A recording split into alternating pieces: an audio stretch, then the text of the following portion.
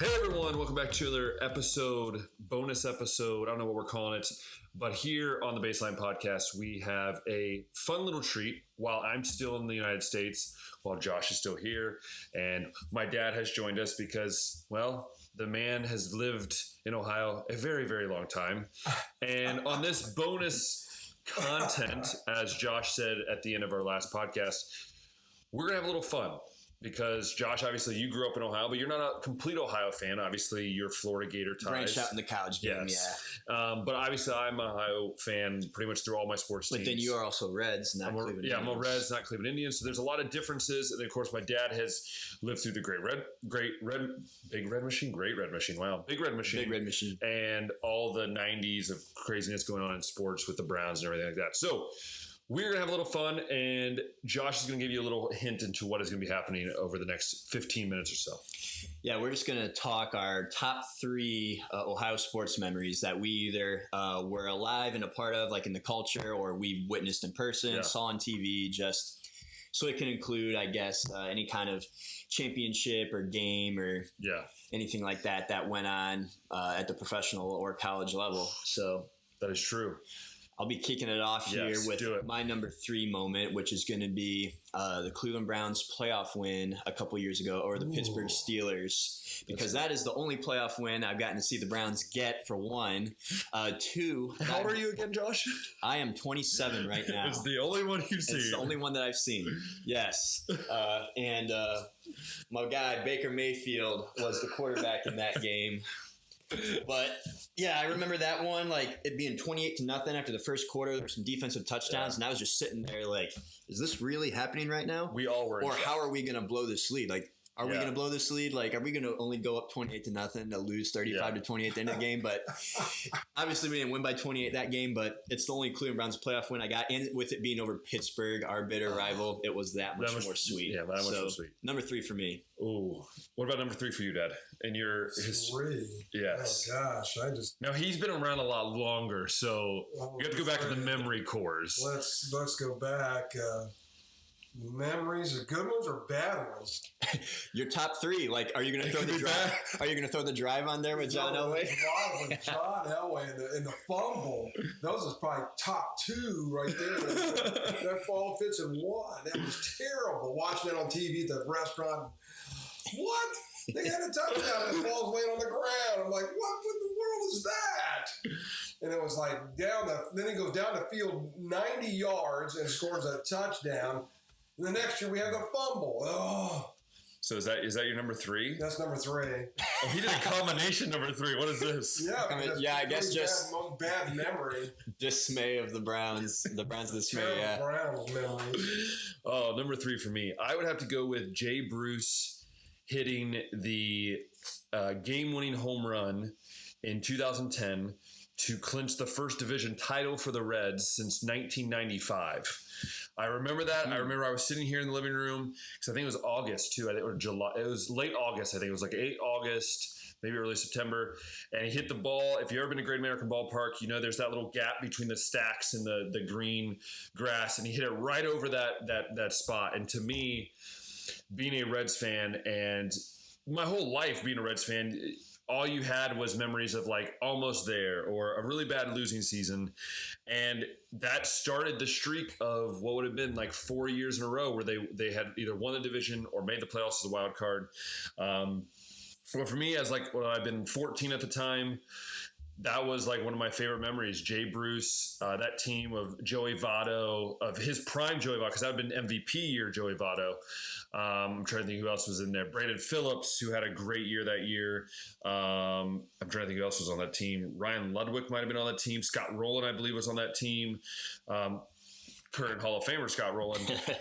So there's a lot of really, I mean, that whole season, Bronson Arroyo, Johnny Cueto, Edison Volquez, like a lot of these, that year was amazing. And then to cap it off with just Jay Bruce winning that. And obviously the next 4 years, they did not do well in the playoffs, but as a Reds fan, to not really have anything since 1990, it was kind of a cool thing to look at after all those years of losing.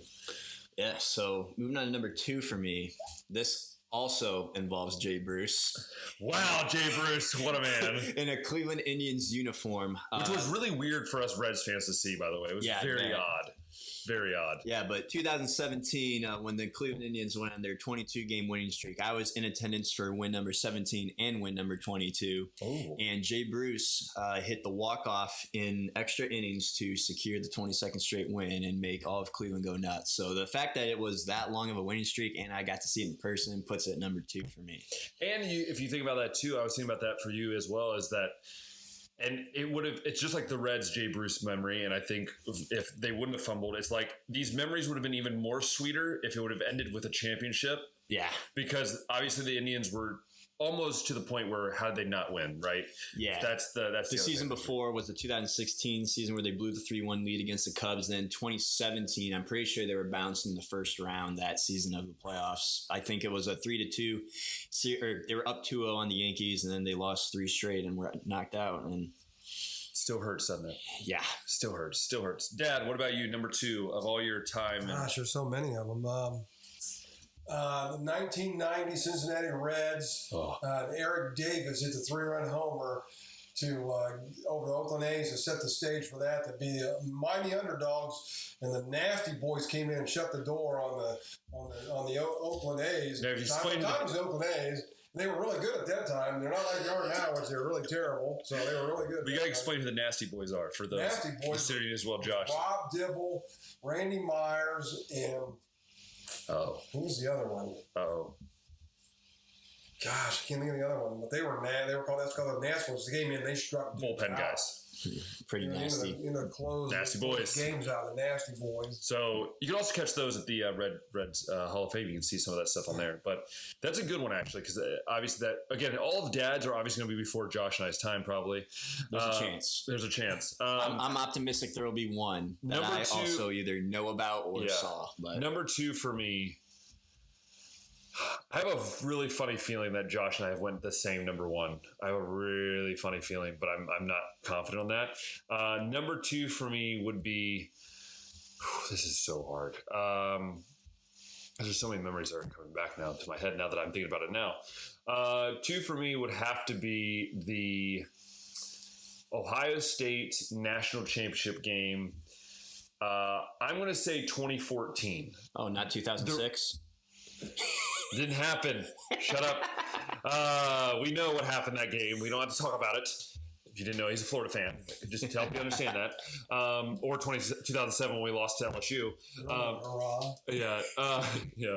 But I would say the reason why 2014, not 2002, is because one, I was older, so I kind of have more of that. You know how it is. Like when you're older, you have more of a that, real memory. Yeah. So in 2014, I remember because I remember watching that year and like, oh no, we lost, and then there was this whole like quarterback situation. Obviously, JT Barrett gets hurt, and you're like, who's Cardale Jones? Who is this? This is the guy that tweeted out that we're here to play. Like, football, who is this guy? Right? School. He's the guy that he's our quarterback. He's the guy that beat the guy on the kid on Xbox by like 100, right? So. And I remember like looking at this guy. In the hospital, which even makes it weirder. I remember looking at that season. I remember that Big Ten championship game, which was the statement win, I believe, in that whole season. Yeah, they beat Alabama, but that win of 59-0 was a moment when we all remember Gus Johnson's famed call, Cardale Jones. It was just that moment for that scene.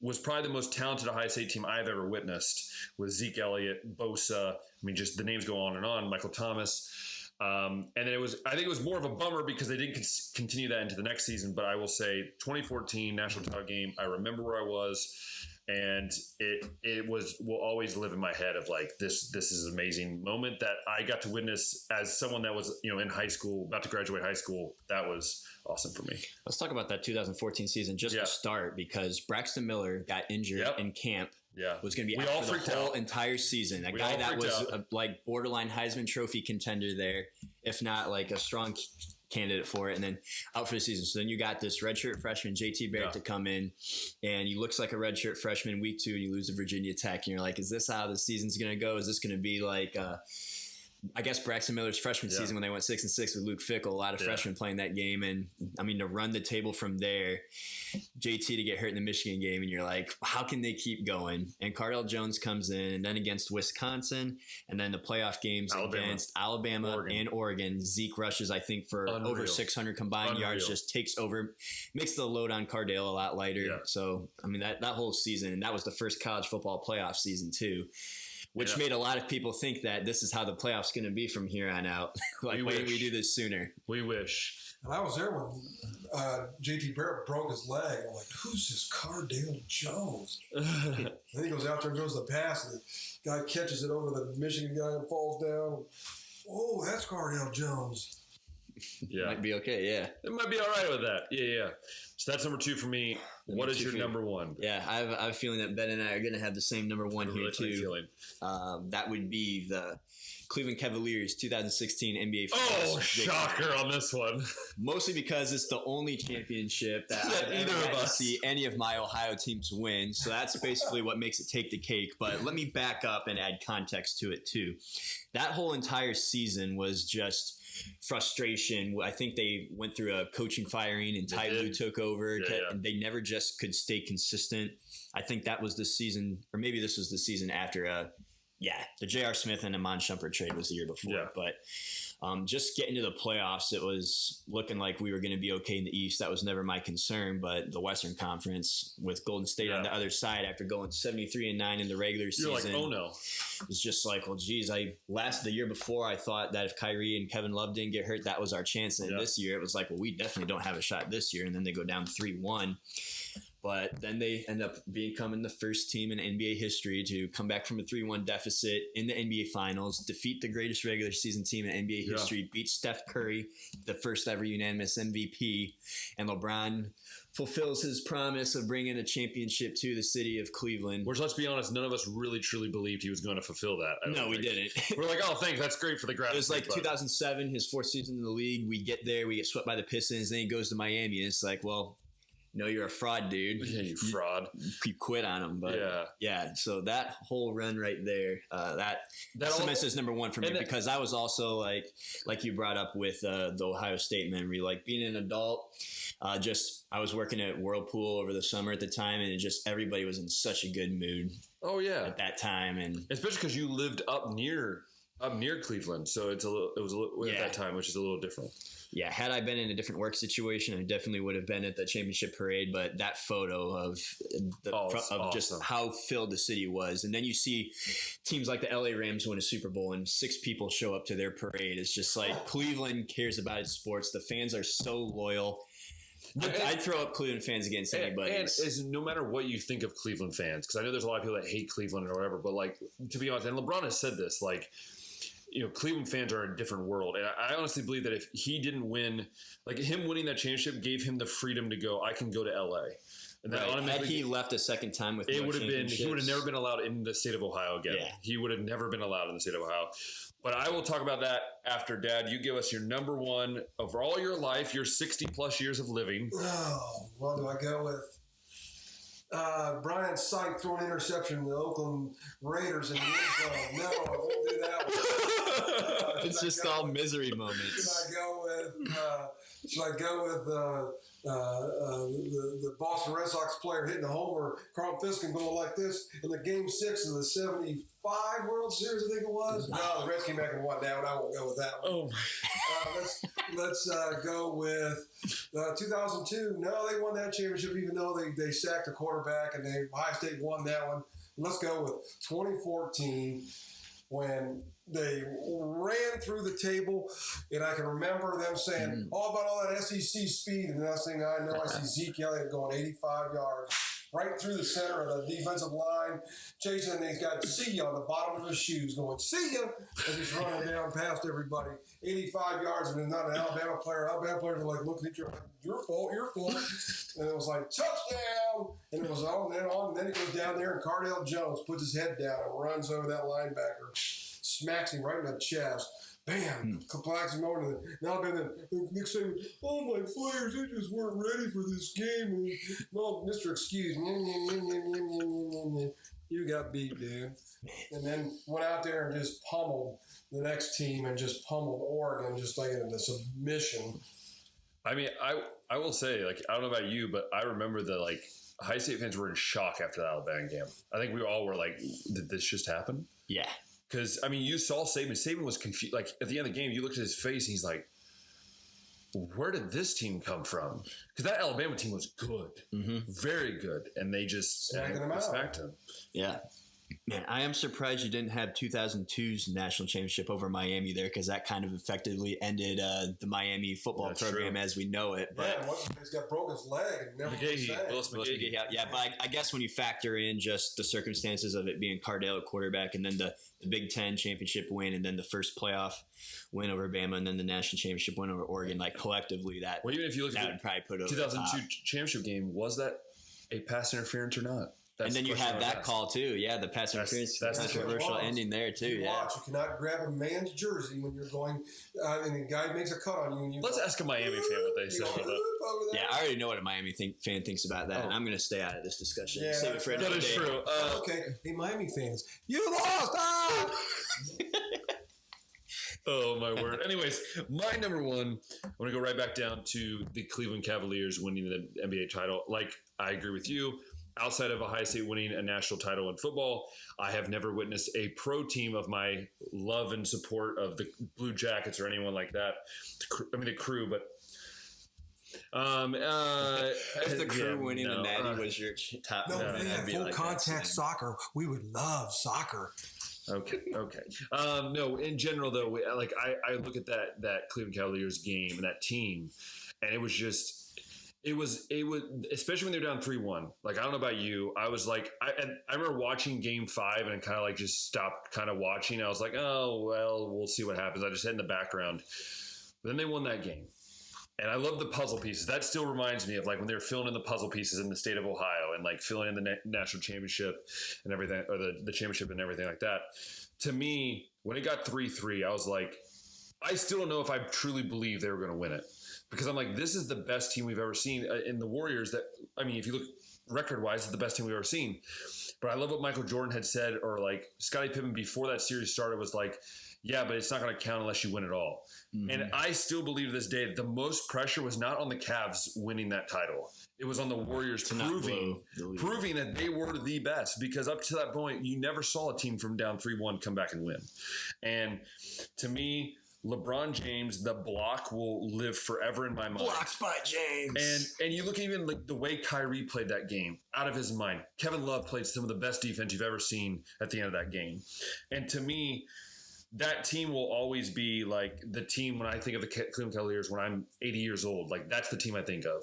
You know, do I wish LeBron was still there, like, you know, leading the team? Of course, I think every Cavs fan does. But the reality is, what he did back then has now set up for that success they have now and what they hopefully will have in the future.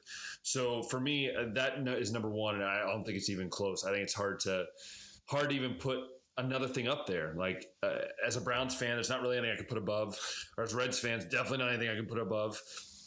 But at the end of the day, I think that's what you can notice out of these types of games, and so I think those are great memories. I think those are some great memories for all of us. It's fantastic, yeah, and riding off the high of the Cavs championship, and then once the Indians made it, like later that fall to the World Series, I was like, we're literally going to see back-to-back Cleveland championships. But it's Ohio, so we can only get one. We can only saw that we were allowed 1 a year. 1 a year is allowed. Yeah. That's the minimum. One every decade, one every few decades. I mean, unless you're a Florida fan and he got 2 in 1 year. Yeah, but it's not an Ohio sportsman, so can't count unless you brought it up. But, well, no, I didn't, because there's a reason I didn't. Wouldn't have been funny if I brought up 06 Natty as an Ohio sports memory, since it involves Ohio State. I would have lost it. But no, we do thank you for joining this bonus episode, or this bonus content here on the Baseline Podcast. I will say that if you want to see us do more of these, let us know, because Josh always has these crazy ideas of extra things to add to episodes and stuff. So I will say this, that if you've loved watching this, because it probably won't be an audio version unless I change my mind after I've just said this, but if you've loved it, make sure you hit that thumbs up. Make sure you subscribe. Hopefully we'll probably put this on Instagram as a what is that, a reel, a TV? I don't even know. He's the one that's fancy with all that stuff. But let me know if you would like to see more of these. It really lets us kind of see the total picture of our listeners, and we want to be able to cover everything we can. But don't worry, we'll be working on another bonus kind of content here very shortly. So once again, we want to thank you. Thanks, Dad, for joining, you old man. And until next time, we'll see ya.